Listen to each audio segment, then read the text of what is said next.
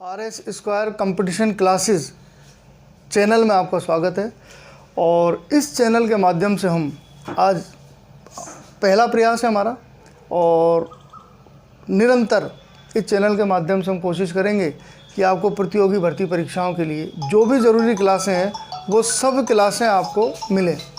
तो इस संदर्भ में आपको इतिहास की क्लासें भी मिलेंगी, भूगोल की क्लासें भी मिलेंगी, मैथ की भी मिलेंगी, रीजनिंग की भी मिलेंगी, साइंस की भी मिलेंगी और सारी बेहतर क्लासें मिलेंगी।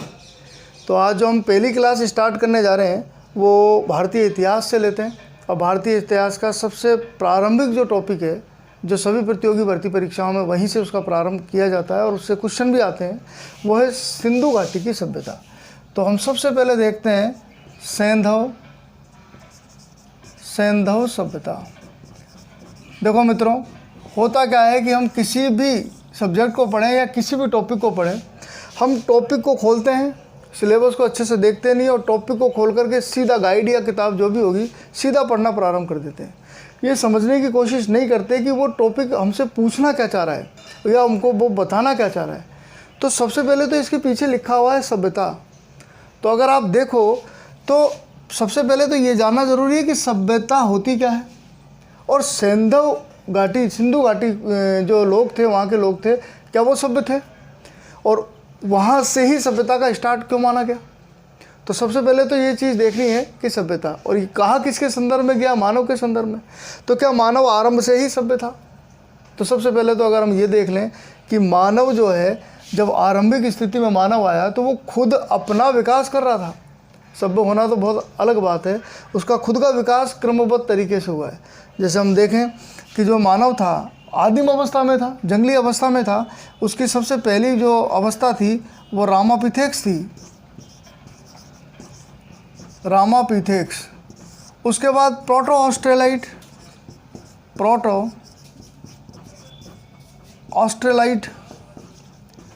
उसके बाद इरेक्ट्स, उसके बाद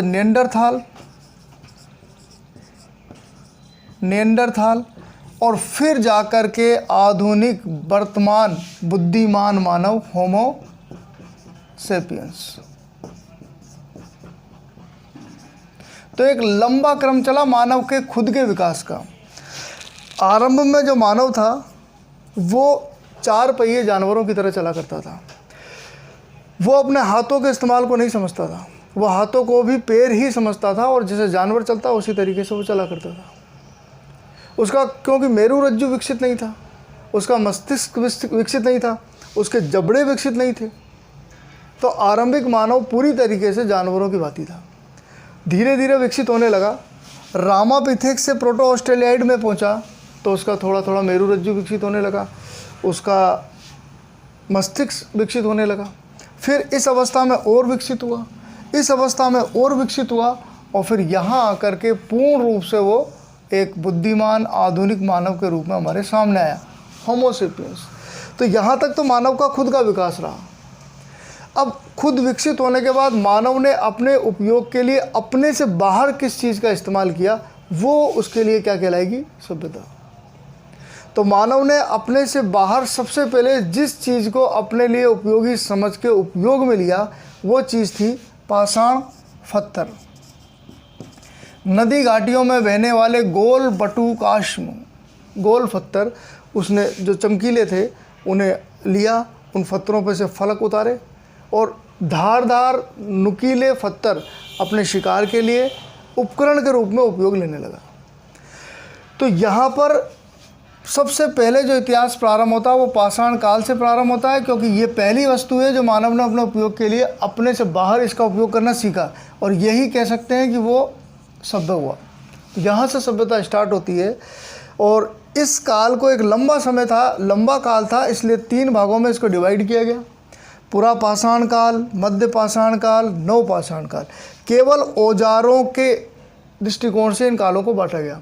पुरा पाषाण काल में औजार जो थे, पाषाण औजार, वो बड़े हुआ करते थे, उनमें धार कम हुआ करती थी और भारी हुआ करते थे।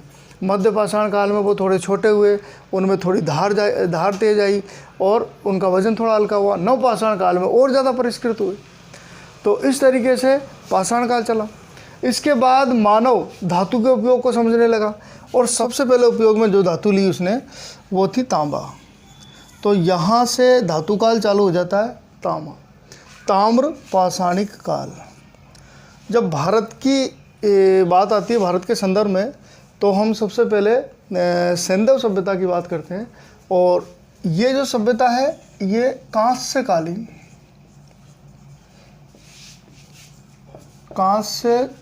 सभ्यता थी। कांस्यकालीन सभ्यता, देखो बिल्कुल इस सभ्यता को कांस्यकालीन सभ्यता बोला जाता है। क्यों? क्योंकि सैंधव सभ्यता के जो लोग थे वो टीन और तांबे को मिलाकर के कांसा बनाया करते थे और कांसे के उपकरणों को अपने उपयोग में लिया करते थे। लेकिन फिर भी जब बात आ जाए या प्रश्न आ जाए ऐसा कि सैंधव सभ्यता में सर्वाधिक उपयोग में ली गई धातु कौन सी है, तो वो तांबा है। वो कौन सी है? तांबा। लेकिन तांबे से हट करके इन्होंने कांसे का भी उपयोग किया और कांसे ने ही इनके जीवन में क्रांति ला दी थी। और यही कारण है कि ये लोग नगरीय सभ्यता का प्रतिनिधित्व करते थे और जो ताम्र संस्कृतियाँ रहीं वो ग्रामीण रहीं। तो ये भारत की प्रथम नगरीय सभ्यता भी कहलाती है। तो कांसे ने इनके जीवन में एक तरीके से क्रांतिकारी परिवर्तन किया था। बहुत कम मात्रा में उपयोग में लिया था। ज़्यादातर जो धातु उपयोग में ली गई थी वो तांबा थी, क्योंकि कांसा प्राप्त होना थोड़ा सा मुश्किल हुआ करता था। टीन है, टीन बाहर से मंगवाया जाता था। सैंधव सभ्यता के जो स्थल है वहाँ टीन जो है वो अमूमन अफ़गानिस्तान से आता था और तांबा जो है राजस्थान में जो खेतरी की खाने हैं वहाँ से तांबा पहुँचा करता था। दोनों को मिलाकर के कांसा बनता था। तो बहुत कम मात्रा में कांसे का उपयोग होता था, लेकिन कांसे ने ही इनके जीवन को गति प्रदान की थी और ये नगरीय रूप में आ गए थे। तो हम बात कर रहे हैं सैंधव सभ्यता की। तो पहले हमने ये देखा कि सभ्यता कहेंगे किसको, तो मानव ने पहले अपना विकास किया, एक अवस्था, दूसरी अवस्था, तीसरी अवस्था, चौथी अवस्था से आधुनिक मानव की अवस्था में वो पहुंचा। उसका शरीर पूरी तरीके से विकसित हुआ और एक बुद्धिमान मनुष्य के रूप में वो हमारे सामने आया। उसके बाद अपने से बाहर उसने जिस चीज़ को इस्तेमाल में लिया जो उसके लिए उपयोगी थी वो थी पाषाण। पाषाण को उपयोग में लिया तो पाषाण काल चला, एक लंबा समय रहा पाषाण काल का, जिसमें वो धीरे धीरे वो सीखता गया। उसे 3 कालखंडों में बांटा, पुरा पाषाण, मध्य पाषाण और नवपाषाण। नवपाषाण की अवस्था धातु की अवस्था के साथ साथ चली। फिर जो उसने अपने से बाहर सबसे पहले जो चीज़ इस्तेमाल की, धातु इस्तेमाल की, वो तांबा थी और तांबे के बाद कांस्य काल। लेकिन भारत के संदर्भ में जो हम कालक्रम की दृष्टि से देखते हैं तो सिंधु घाटी सभ्यता का नाम लिया जाता है। यहाँ भी सर्वाधिक मात्रा में धातु जो उपयोग में आई वो तांबा थी, लेकिन विशिष्ट जो इन्होंने धातु उपयोग में ली वो थी कांसा। तो स्टार्ट करते हैं हम सैंधव सभ्यता। तो आगे देखें,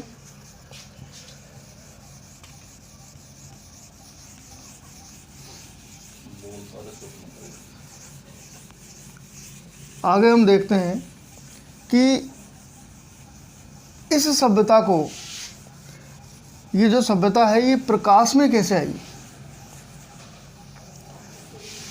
देखो प्रारंभ में हम ये माना करते थे कि हमारी भारत की जो सबसे पहली सभ्यता है वो सभ्यता है वैदिक सभ्यता। सबसे पहली सभ्यता हमने माना वैदिक सभ्यता, और जो वैदिक सभ्यता थी वो ग्रामीण रूप में थी। इसका रूप जो था वो ग्रामीण था, ग्रामीण रूप में थी। तो आरंभिक जो समकालीन सभ्यताएं थी यानी प्राचीन सभ्यताएं थी, जैसे मेसोपोटामिया की सभ्यता,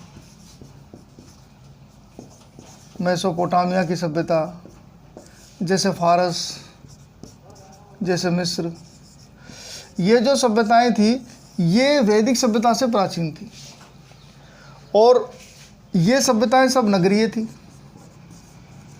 और वैदिक सभ्यता जो थी वो ग्रामीण थी। तो हमारे आत्मविश्वास और मनोबल में थोड़ी सी कमी आती थी। हम ये सोचा करते थे कि हमसे पहले वो लोग सभ्य हुए और इतने ज़्यादा सभ्य हुए कि वो नगरीय रूप में थे और हम ग्रामीण रूप में थे।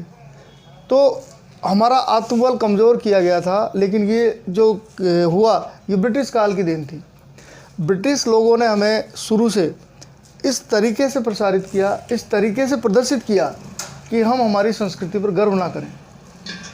लेकिन जैसे ही सिंधु घाटी की सभ्यता हमारे सामने आई, ये हमारे लिए एक अभिमान की बात थी, गर्व की बात थी कि हम इन सभ्यताओं के समकालीन थे जो नगरीय थी।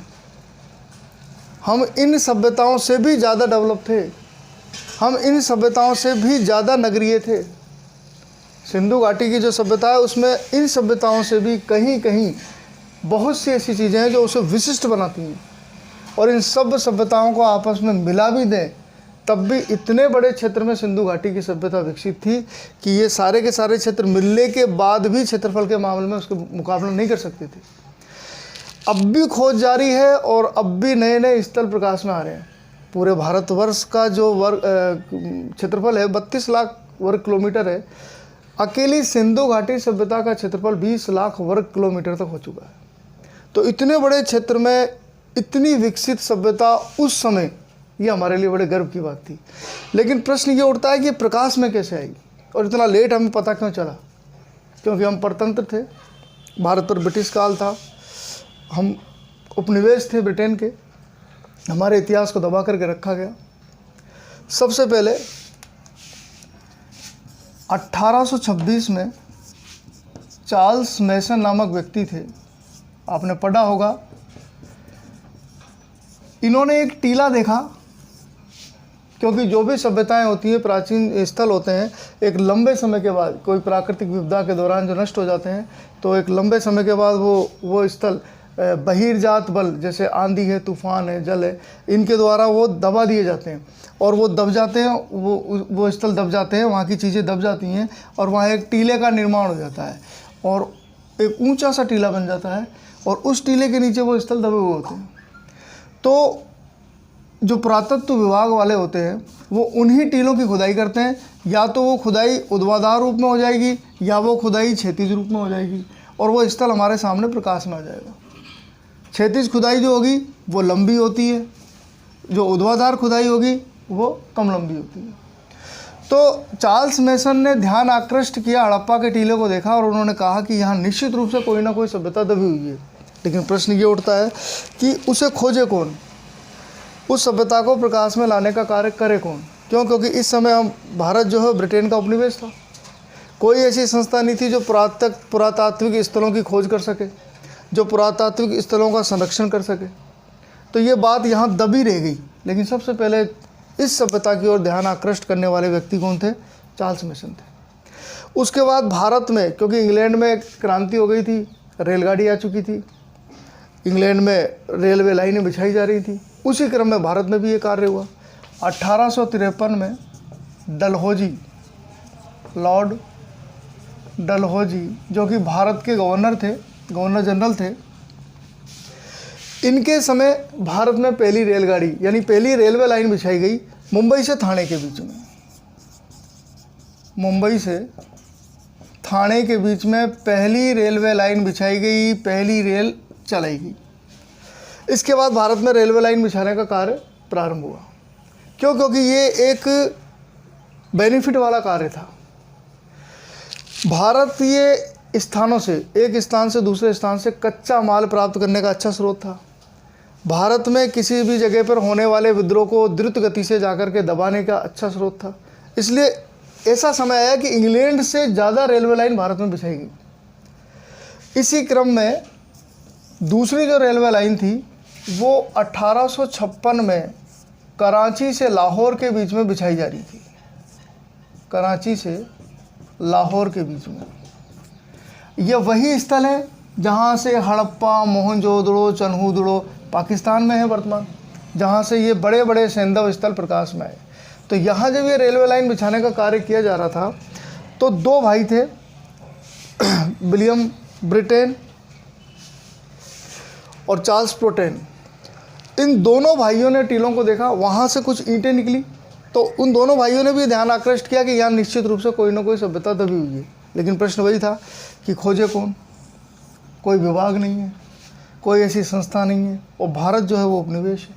तो यहाँ भी इस सभ्यता को प्रकाश में लाने का कार्य रुक गया। लॉर्ड कर्जन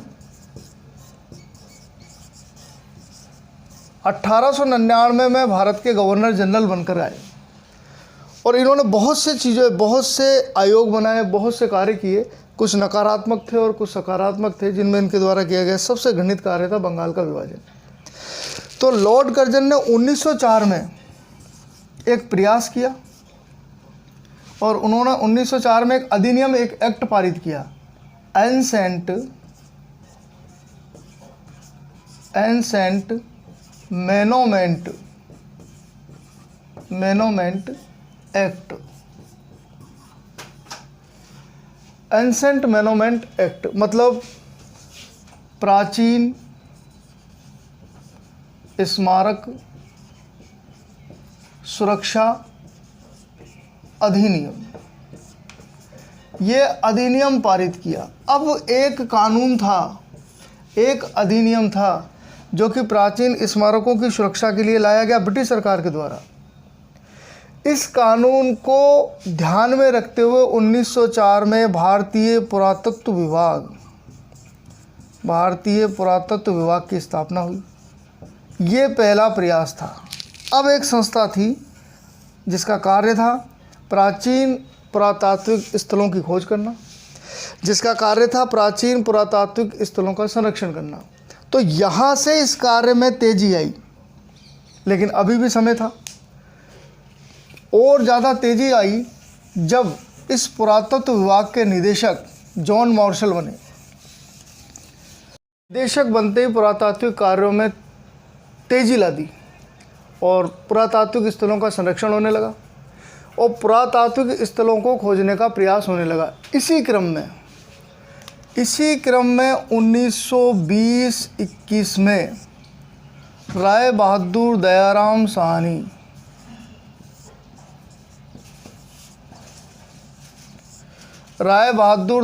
साहनी को जॉन मार्शल ने यह आदेश दिया कि आप इस टीले को खोदें और यहाँ से पुरातात्विक स्थल की खोज करें। दयाराम साहनी ने जिस टीले को खोदा वो था हड़प्पा, और 1921 में हड़प्पा की खुदाई हुई और हड़प्पा स्थल हमारे सामने आया। इसके तुरंत बाद जॉन मार्शल ने राखलदास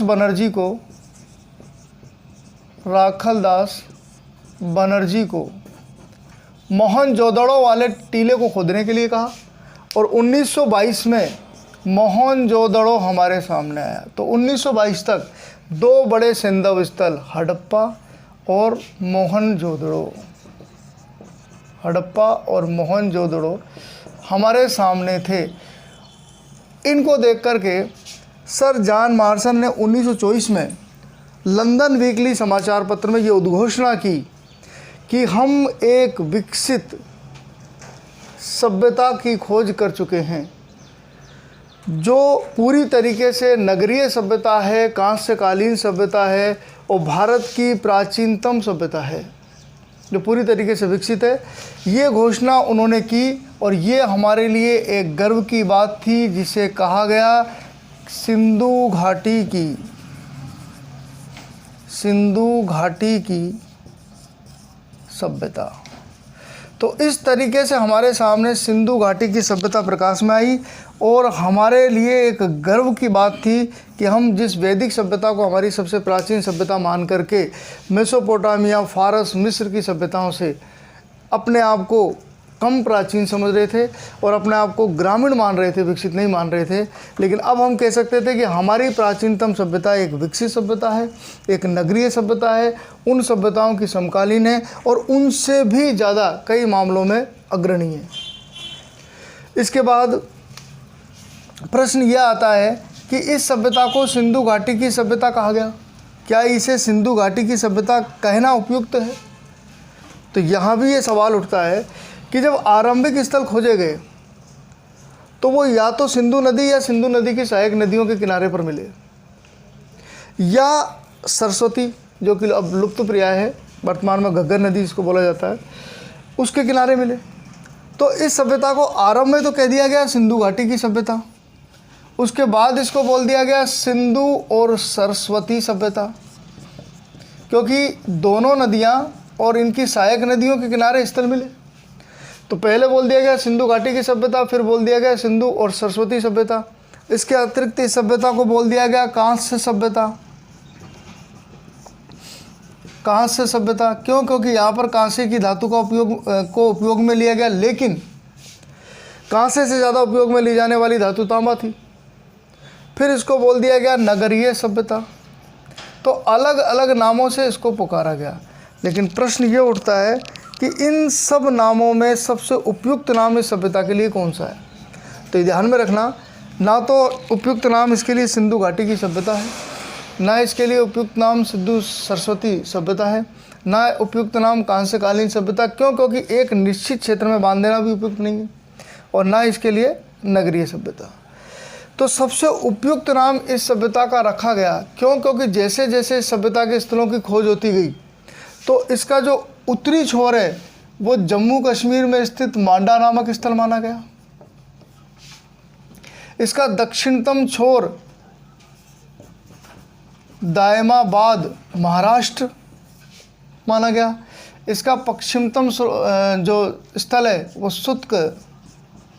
सुत्क जैंडोर बलूचिस्तान वर्तमान पाकिस्तान माना गया। और इसका जो पूर्वी क्षेत्र है वो आलमगीरपुर उत्तर प्रदेश। तो इस तरीके से इसके उत्तर, दक्षिण, पूर्व और पश्चिम क्षेत्रफल के जो विस्तारित पॉइंट थे वो आए।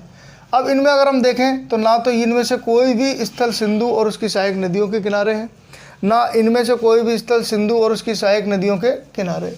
तो फिर इस सभ्यता को सिंधु घाटी की सभ्यता कहना प्रासंगिक नहीं है। तो फिर इस सभ्यता को क्या कहा जाए जो इसके लिए सबसे उपयुक्त नाम है? और वही हमारा उत्तर है, वो है इस सभ्यता को हम बोल सकते हैं, इस सभ्यता को हम हड़प्पा सभ्यता कह करके पुकारेंगे। और यही इसका सबसे उपयुक्त नाम है। अगर प्रश्न आता है तो इसके लिए सबसे उपयुक्त नाम, इसका आंसर होगा हड़प्पा सभ्यता। क्यों? क्योंकि जो सबसे पहले स्थल खोदा गया वो हड़प्पा था, और इसीलिए इस सभ्यता के लिए सबसे उपयुक्त नाम जो रखा गया वो था हड़प्पा सभ्यता।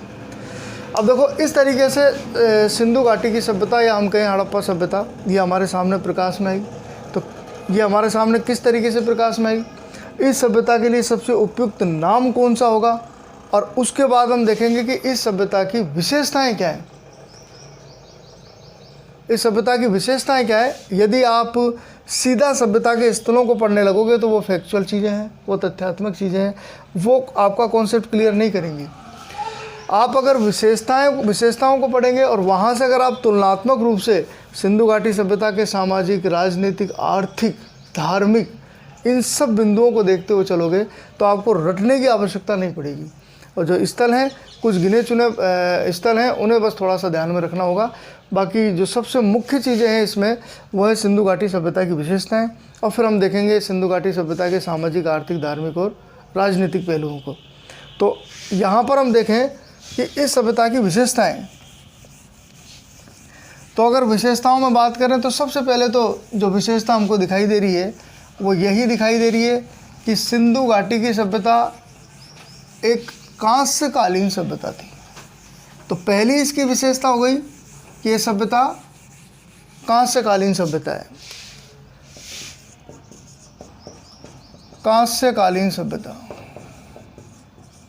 दूसरी इसकी विशेषता है कि ये जो सभ्यता है ये नगरीय सभ्यता है।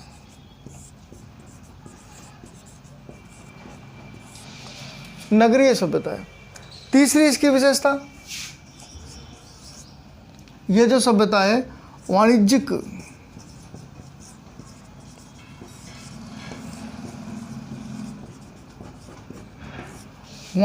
सभ्यता है।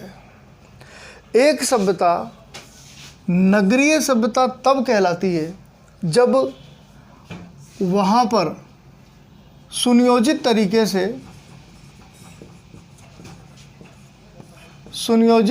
से नगर बसे हुए हों, आयताकार और वर्गाकार रूप में। दूसरा, उस सभ्यता को नगरीय सभ्यता तब कहेंगे जब वहाँ पर अच्छी सड़कें हों, सड़क प्रणाली हो। तीसरा, वहाँ पर अच्छा सीवरेज सिस्टम हो, गंदे पानी को निकालने के लिए अच्छी उन्नत व्यवस्था हो। तो तीसरी यहाँ की मुख्य बात थी उन्नत नाली प्रणाली, नाली प्रणाली। और चौथी बात कि एक नगरीय सभ्यता नगरीय तब होती है जब वहाँ पर अच्छा व्यापार और वाणिज्य हो, व्यापार और वाणिज्य जो राष्ट्रीय भी हो और अंतर्राष्ट्रीय भी हो, और एक अच्छा सिस्टम हो, अच्छा प्रशासन हो, अच्छी प्रशासनिक व्यवस्था हो, जिससे वहाँ पर शांति व्यवस्था कायम रहे। तो ये सब विशेषताएं हैं एक सभ्यता को नगरीय सभ्यता कहने की, और सिंधु घाटी सभ्यता में ये सारी खूबियाँ मिली हैं। कांस्यकालीन सभ्यता, मैंने आपको बताया था कि इस सभ्यता के लोगों ने कांसे का प्रयोग किया, हालांकि ज़्यादा मात्रा में नहीं किया, क्योंकि कांसा आसानी से उपलब्ध नहीं था। तांबा और टीन को मिलाकर के इसको बनाया जाता था, तांबा प्लस टीन मिलकर के कांसा बनता था, और ना तो सैंधव स्थलों पर तांबा प्राप्त था और ना ही टीन, दोनों चीज़ें बाहर से मंगानी पड़ती थी। इससे पता चलता है कि सैंधव लोग आयात किया करते थे, निर्यात किया करते थे, टीन अफ़गानिस्तान से मंगवाते थे और तांबा राजस्थान में खेतरी की खानों से। तो कम मात्रा में आता था, इसलिए कांसा जो है कम रूप में उपयोग किया गया, और इसी ने सिंधु घाटी सभ्यता के स्थलों को गति प्रदान की और वो नगरीय रूप में आ गए। अब देखो, पाषाण काल की जब हमने बात की तो पाषाणकालीन व्यवस्था तो एक तरीके से मानव इस समय धीरे धीरे सभ्य होना सीख रहा था। फिर ताम्र काल आया जो कि ग्रामीण अवस्था थी, ये ग्रामीण अवस्था थी। फिर कांस्य काल, नगरीय रूप, नगरीय रूप में हमारे सामने आया। अब देखो यहाँ पर पाषाण उपकरणों से ज़्यादा मजबूत होते हैं धातु के उपकरण। तो पाषाण जो सभ्यता है उससे ज़्यादा विकसित और डेवलप सभ्यता कौन सी होगी? ताम्र सभ्यता होगी। तांबे से ज़्यादा मजबूत होता है कांसा। तो सीधी सी बात है कि तांबे से ज़्यादा मजबूत सभ्यता कौन सी होगी? कांस्यकालीन। क्यों? क्योंकि कांसे के उपकरणों से जंगलों को काटना थोड़ा आसान रहा होगा, कांसे के उपकरणों से खेतीबाड़ी करना थोड़ा सा आसान रहा होगा। तो कांस्यकालीन सभ्यता होने की वजह से सिंधु घाटी सभ्यता किस रूप में पहुंच गई? नगरीय रूप में। इसके आगे जो सभ्यता थी वैदिक सभ्यता थी। तो वैदिक सभ्यता में भी हम देखेंगे कि उसे दो कालों में बांटा गया। एक तो बांटा गया उसको ऋग्वैदिक काल में, ऋग्वैदिक काल जो कि 1500 से और 1000 ईसा पूर्व के बीच में है, और एक उसको बांटा गया उत्तर वैदिक काल में जो कि 1000 से 600 ईसा पूर्व के बीच में है। तो यहाँ जब हम देखेंगे सिंधु घाटी सभ्यता के बाद में वैदिक सभ्यता आती है, लेकिन जो वैदिक काल है उसमें जो ऋग्वैदिक काल है वो पूरी तरीके से ताम्रकालीन है। इसलिए ये पूरा जो वैदिक सभ्यता है इस समय किस रूप में रही? ग्रामीण रूप में रही, पशुपालक रूप में। लेकिन बाद में उत्तर वैदिक काल जैसे ही आया, यहाँ पर लोहे की खोज हो गई और यहाँ पर फिर रूप कैसा हो गया? नगरीय, और बड़े बड़े नगर दिखाई देने लगे। तो ये सिंधु घाटी सभ्यता की विशेषता है। इन्हें हम विस्तार से देखेंगे, पार्ट बना करके क्लासें आपको दी जाएंगी। जैसे आज की क्लास है फर्स्ट पार्ट, पहली क्लास थी, सेकंड पार्ट, थर्ड पार्ट, उस पर लिखा होगा सिंधु घाटी सभ्यता। तो एक आपका एक पूरा का पूरा ये टॉपिक आपके पास आ जाएगा, लेकिन पार्टों में आएगा, ठीक है। और ये पहली क्लास है, हमारा पहला प्रयास है। जैसा कि मैंने आपको पहले बताया था, RH² कंपटीशन क्लासेस के नाम से ये हमारा चैनल है। और यही नहीं, इस चैनल पर आपको सभी क्लासें, भूगोल की भी क्लासें, करंट GK की क्लासें, राजस्थान GK की क्लासें, मैथ की क्लासें, रीजनिंग की क्लासें, साइंस की क्लासें, सभी क्लासें बहुत अच्छी तरीके से आपको देने की कोशिश हम करेंगे। अच्छी फैकल्टियाँ आपके सामने लेकर के आएंगे। और ये जो क्लास पहली क्लास है ये आपने देखी हो, और ये क्लास अगर आपको अच्छी लगे तो आप इस वीडियो को लाइक भी करें, बेल आइकन के बटन को दबाएं भी, इसको सब्सक्राइब भी करें, शेयर भी करें, जिससे हमें भी मोटिवेशन मिले और आपको मोटिवेशन देने के लिए हम तैयार हैं।